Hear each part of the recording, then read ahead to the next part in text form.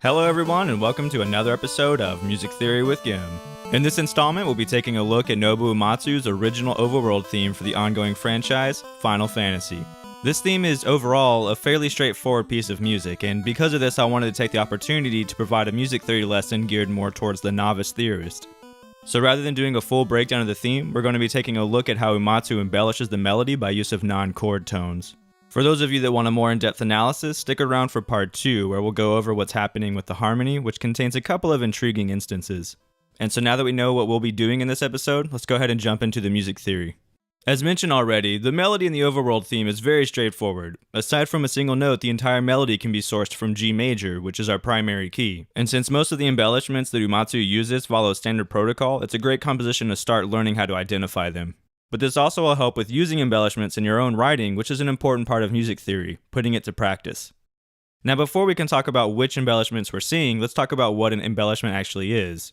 An embellishment, which can also be referred to as a non-chord tone or non-harmonic tone, is a note that does not belong to the sounding chord. For instance, if I take a G major triad, which is our one chord in this piece, the notes G, B, and D are considered chord tones. Anything outside of these three notes would be considered non-chord tones. And a large reason as to why we enjoy hearing non-chord tones is because they create an instance of dissonance or tension. We enjoy hearing tension and resolution in our music just like we enjoy battles in our RPGs. Imagine playing Final Fantasy without a single instance of conflict. It would probably get pretty boring. I mean, we all know those games that have 40-minute cutscenes and we're just kind of like, you mean I can't skip this? Okay. That said, it isn't enough to only have battles. You want to have battles with a solid foundation, but are also engaging and intriguing and creative. And that's why we want to study music theory to begin with, so we have a very strong foundation for our writing, and then we can be creative on top of that foundation. Speaking of having a very strong foundation, before you identify non-chord tones, you should probably be able to accurately identify chord tones. It's definitely much easier to identify what isn't part of a chord when you actually know what is part of the chord. So if you don't feel like you have a strong foundation to this, go ahead and pause the video, grab the sheet off of Patreon, and try to identify them. And then continue the video and see how your analysis compares to my own. So here we have all of our chord tones in blue, meaning that by consequence we can see all the non-chord tones. And now we can finally dive into actually analyzing the embellishments being used in this piece. We'll start right at the beginning to see our first embellishment, and you can see that we start off with a stable chord tone, this being B, the third of G major. For these two measures, we can see that B occurs on beats 2 and 4 with non-chord tones happening in between them. And if you look at the notes in between the chord tones, you can see that we're stepping away and then returning to the same chord tone. And each time we're doing this, we're going in opposing direction. First we step down and then return, and then we step up and return. Despite the change in direction, all of these non-chord tones are the same type of embellishment, and that embellishment is the neighbor tone. We can differentiate the two directions by stating a neighbor tone above the chord tone is an upper neighbor tone, and the one below the chord tone is a lower neighbor tone. So by this example, we can define a neighbor tone as an embellishment that steps away from a chord tone to a non-chord tone and then returns to the same chord tone. So in short, we're just stepping away and returning.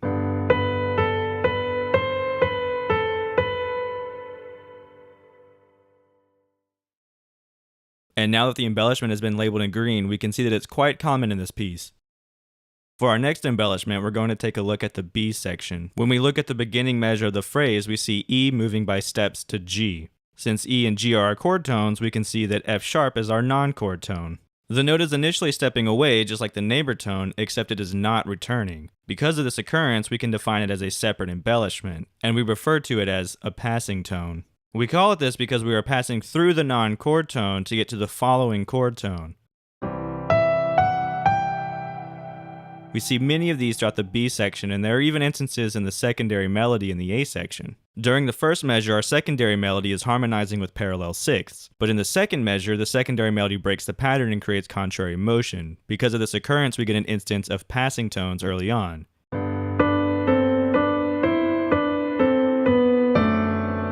We hear the secondary melody use passing tones again in the fourth measure for the descending line.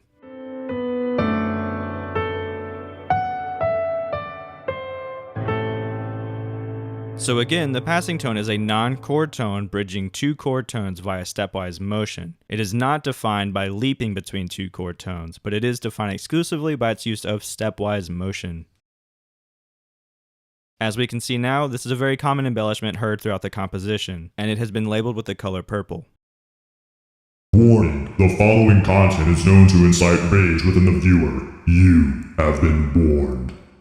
Okay, so we're going to be getting into the use of what can be deemed as incomplete neighbor tones, and one of them, the Appoggiatura, has multiple definitions, and this can be quite confusing when you're just starting off with learning music theory. So please keep this in mind when you venture off into the deep abyss of music theory textbooks. And with that in mind, let's go ahead and conjure up some rage and talk about Appoggiaturas.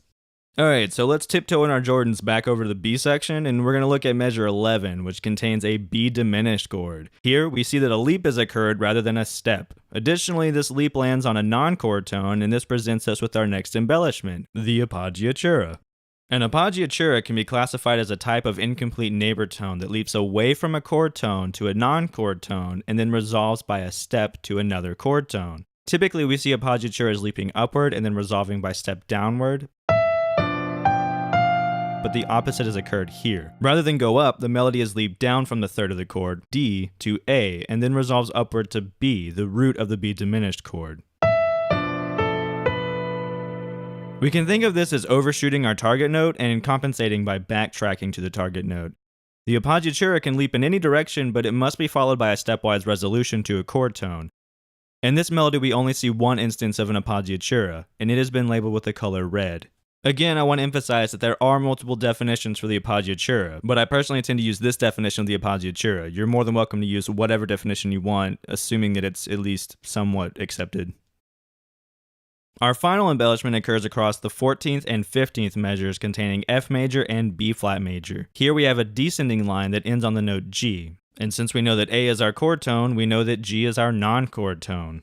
However, rather than continuing the use of stepwise motion, the melody leaps upward in an opposing direction, and that's to D, which is the third of the following chord, B flat major. This gives us our last embellishment, the escape tone.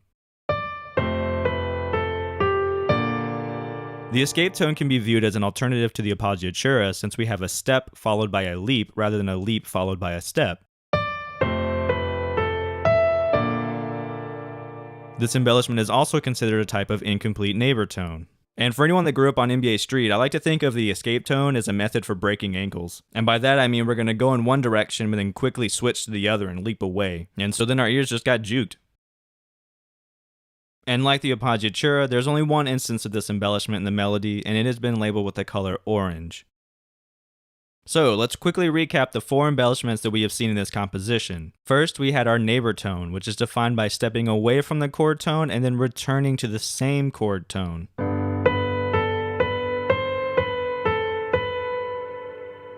We then covered the passing tone, which is defined by bridging two chord tones with a non-chord tone via stepwise motion. And with our third embellishment, we incited rage, and that rage was the Appoggiatura. An Appoggiatura is a type of incomplete neighbor tone that is built by leaping to a non-chord tone and then resolving by step to a chord tone in the opposing direction. And our final embellishment was the escape tone. An escape tone is another type of incomplete neighbor tone and can be viewed as the opposite of an Appoggiatura because it begins with stepping to a non-chord tone and then resolving by leaping in the opposing direction to another chord tone.